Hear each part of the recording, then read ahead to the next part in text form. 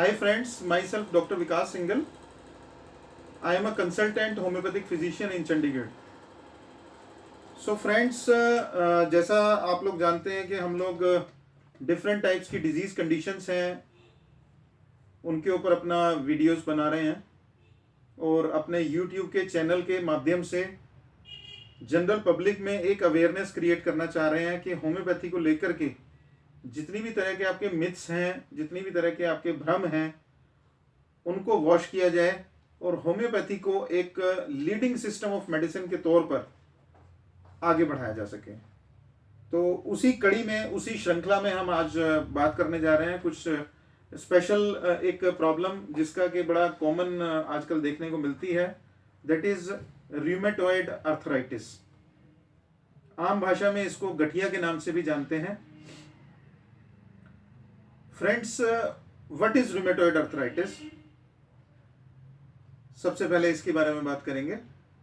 क्या इसके सिम्टम्स हैं, क्या इसका ट्रीटमेंट दूसरे conventional mode of system of medicine में किस तरह का ट्रीटमेंट किया जाता है, और होम्योपैथिकली हम इसमें किस तरह से अपने पेशेंट्स को हेल्प कर रहे हैं। तो first of all, rheumatoid arthritis. अभी र्यूमेटॉइड आर्थराइटिस जो है वो दो शब्दों से मिलकर बना है, rheumatoid and arthritis. So rheumatoid means the study related with stiffness. अगर डिक्शनरी मीनिंग देखें तो र्यूमेटॉइड का मीनिंग जो है वो नोड्यूलर स्टिफनेस जिसको हम लोग बोलते हैं, वहां से ये शब्द आया है। और दूसरा arthritis, arthritis means inflammation of joints. So friends, जो र्यूमेटॉइड आर्थराइटिस के पेशेंट्स हमारे पास प्रेजेंटेशन लेकर के आते हैं, सिम्टम्स कैसे होते हैं, वो पेशेंट आके बताता है कि डिफरेंट जॉइंट्स में पेन रहती है।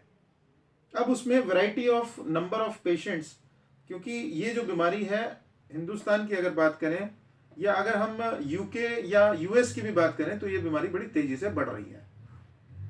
अब आउट ऑफ 100 हिंदुस्तान के अंदर हर एक व्यक्ति को ये तकलीफ है।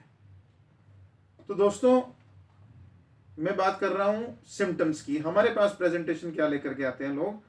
प्रेजेंटेशन होती है, डॉक्टर साहब छोटे छोटे जो जॉइंट है मेरे उंगलियों के, ये बड़े दुखते हैं, मल्टीपल जॉइंट पेन्स। साथ में पेशेंट बोलेगा मेरा शोल्डर जॉइंट दुख रहा है, एक घुटना मेरे में दर्द हो रहा है। तो जब हम टेस्ट कराते हैं पेशेंट का तो हम लोग कंफर्मेशन करते हैं। हमारे पास जो प्रेजेंटेशन, जैसा मैंने बताया, डिफरेंट टाइप के केसेस की डिफरेंट प्रेजेंटेशन हो सकती है, बट जो टेस्ट कराते हैं उसमें हम लोग R A factor, rheumatoid arthritis factor, R A factor check कराते हैं पेशेंट का, एएसओ टाइटर चेक कराते हैं, और साथ में CRP, C reactive proteins, plus ESR and general blood test, complete blood count कराने के बाद हमें पता लगता है मोस्ट ऑफ द केसेस में कि भाई सीआरपी जो है वो हाई है, हायर साइड पर है, ईएसआर हायर साइड पर है, और पेशेंट को जो नॉर्मल जॉइंट में पेन हो रहा है विद टेंडरनेस है, उसमें स्वेलिंग हो सकती है, रेडनेस हो सकती है, जो भी इन्फ्लेमेशन के नॉर्मल साइन एंड सिम्टम्स हैं वो तकरीबन सभी प्रेजेंट होते हैं।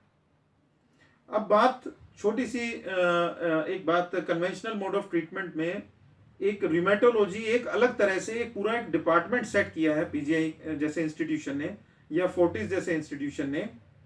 ऐसा क्यों है?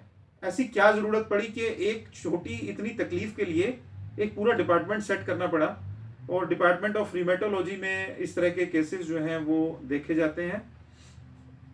इस बात की जो गंभीरता है आप इसी से समझ सकते हैं कि ये बीमारी कितनी तेजी से फैल रही है, कि इसके लिए पूरा डिपार्टमेंट स्थापित किया गया है। जिस तरह से डायबिटीज के लिए या कैंसर के लिए अलग अलग तरह के डिपार्टमेंट्स बनाए जा रहे हैं कन्वेंशनल मोड ऑफ ट्रीटमेंट में।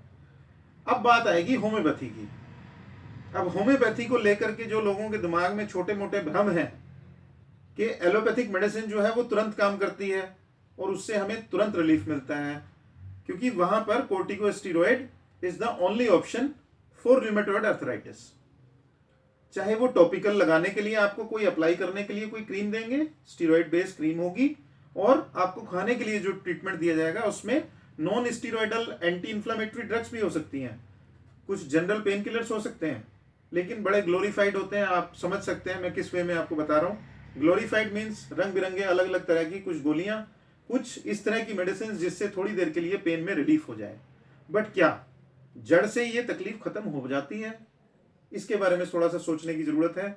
बिकॉज ऑटो इम्यून डिसऑर्डर है जहां पर बोन्स का कनेक्शन टेंडन्स के साथ होता है, तो जो एरिया टेंडन्स को बोन के साथ कनेक्ट कर रहा है उसकी भी इंफ्लामेशन इसमें रहती है, जिसको हम लोग एंथीसोपैथीज बोलते हैं। आर्थ्रोपैथी तो है ही है, ज्वाइंट तो इन्वॉल्व हो ही रहा है, साथ में छोटे छोटे लिगामेंट्स और टेंडन्स की जो इन्वॉल्वमेंट है, सॉफ्ट टिश्यू की जो इन्वॉल्वमेंट है, वो भी साथ में कनेक्टिव टिश्यू की रहती है। उस वे में कन्वेंशनल मोड ऑफ ट्रीटमेंट की बात कर रहा था मैं, जैसे कि उसमें इसका पूरी तरह से इलाज जो है वो संभव नहीं है, बिकॉज ये साइंस ने आज प्रूव कर दिया है कि rheumatoid arthritis this is an auto immune disease.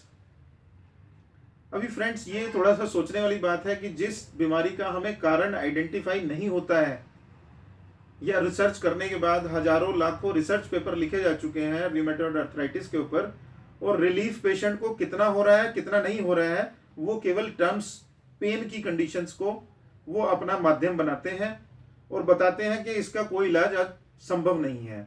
अब उसकी वजह से प्रेजेंटेशन में कई बार पेशेंट ऐसा भी होता है कि उसकी जॉइंट्स जो है वो क्रिपलिंग हो जाती है। उसमें ऑस्टियोआर्थराइटिस में कुछ डिफरेंट है, रूमेटॉइड आर्थराइटिस में डिफरेंट है। इसमें crippling of hands, crippling of various type of joints, जितने भी बॉडी के जॉइंट्स हैं उसमें अलग अलग पार्ट्स में डिफॉर्मिटीज होने के चांसेस रहते हैं।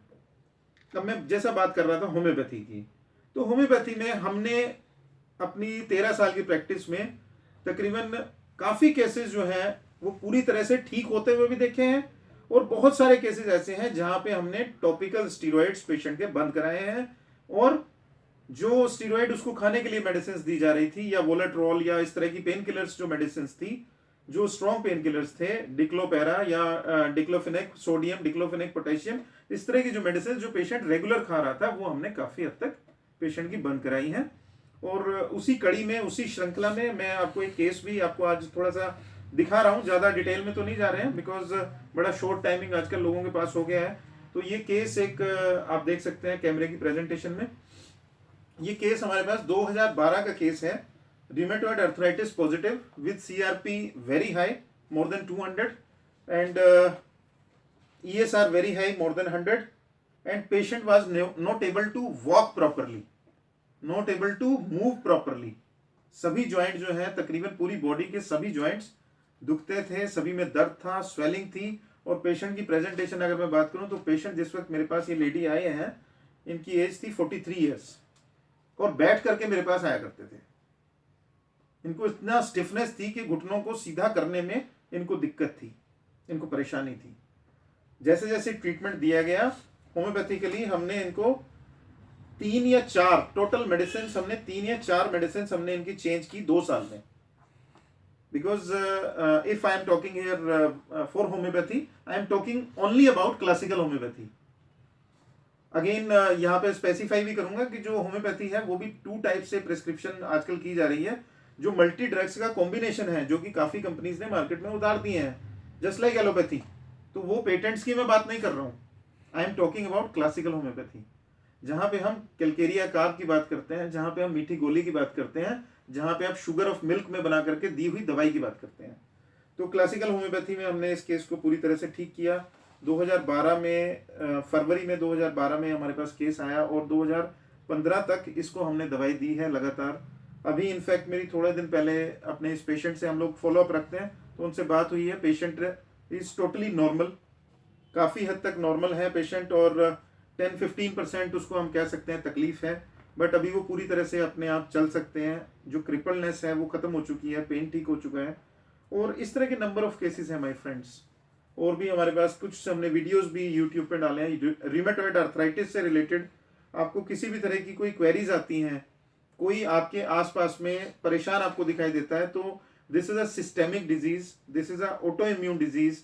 तो आप लोग इसका ध्यान रखें कि अपने नियर बाय में कोई भी इस तरह का केस हो तो आपने होम्योपैथिक नियर बाय जहाँ भी कहीं क्लासिकल होम्योपैथिक डॉक्टर हैं उसके पास आप लेकर के जाएं।